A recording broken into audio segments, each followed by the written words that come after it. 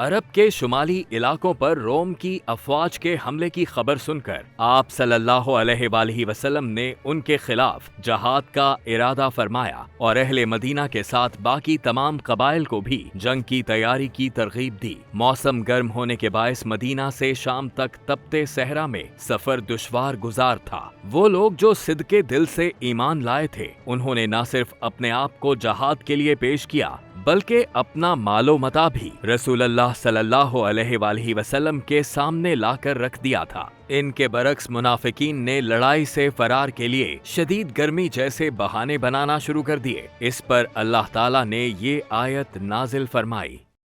اور انہوں نے کہا کہ اس گرمی میں مت نکلو، کہہ دیجئے کہ دوزخ کی آگ اس سے کئی زیادہ سخت اور گرم ہے، کاش کہ وہ سمجھتے ہوتے، پس انہیں چاہیے کہ بہت ہی کم ہنسیں اور بہت زیادہ روئیں اس کے بدلے میں کہ جو یہ کرتے ہیں۔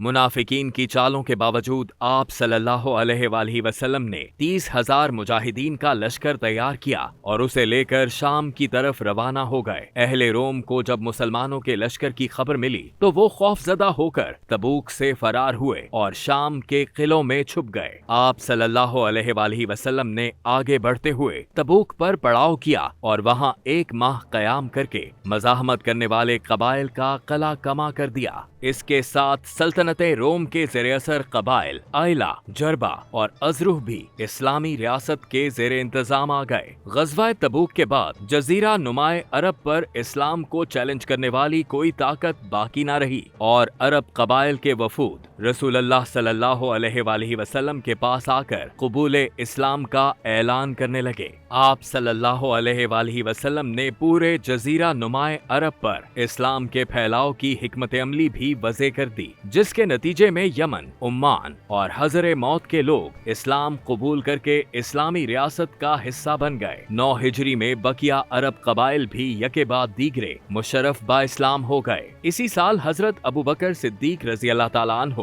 حج کے قافلے کی قیادت کرتے ہوئے مکہ روانہ ہو چکے تھے کہ سورہ توبہ کا نزول ہوا، جس میں مشرکین کی کعبے میں عبادت کو ممنوع قرار دیا گیا۔ آپ صلی اللہ علیہ وآلہ وسلم نے حضرت علی رضی اللہ تعالیٰ عنہ کو اللہ کا حکم سنانے کے لیے مکہ روانہ فرمایا۔ منا کے مقام پر جمع لوگوں کو مخاطب کر کے آپ رضی اللہ تعالیٰ عنہ نے سورہ توبہ کی یہ آیت پڑھ کر سنائی،